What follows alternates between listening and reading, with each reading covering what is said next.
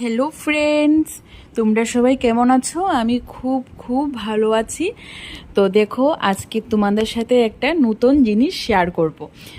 তো এই দেখো লক্ষ্মীর ভাণ্ডার। আমার বর সেই লক্ষ্মীর ভাণ্ডারটা ওজন করছিল, দেখছিল যে কত হয়েছে। 4 কেজি 200 গ্রাম হয়েছিল। তো এই লক্ষ্মী ভাণ্ডারে যত পয়সা দেখছো সেগুলো আমার বর জমিয়েছে। পুরো 1 বছরের বাজার করে যে খুচরো টাকা, টোটো ভাড়া, এই সেই যা খুচরো টাকা পাওয়া যায়, আমার বর সবগুলো এই লক্ষ্মীর ভাণ্ডারে জমায়। তো দেখো আজকে 1 বছর পর কত টাকা হয়েছে। তো সেগুলো দেখো, 10 টাকার কয়েন, 2 টাকা, 1 টাকা, 5 টাকার সমস্ত রকমের কয়েন আছে। তো তোমরা সবাই বলো তো দেখি যে আজ মানে কত টাকা হবে, মানে প্রায় কত টাকা আমরা এখান থেকে পাবো। এগুলো কালকে ব্যাংক থেকে মানে টাকায় আনা হবে, পয়সা থেকে টাকাতে নিয়ে আসবো।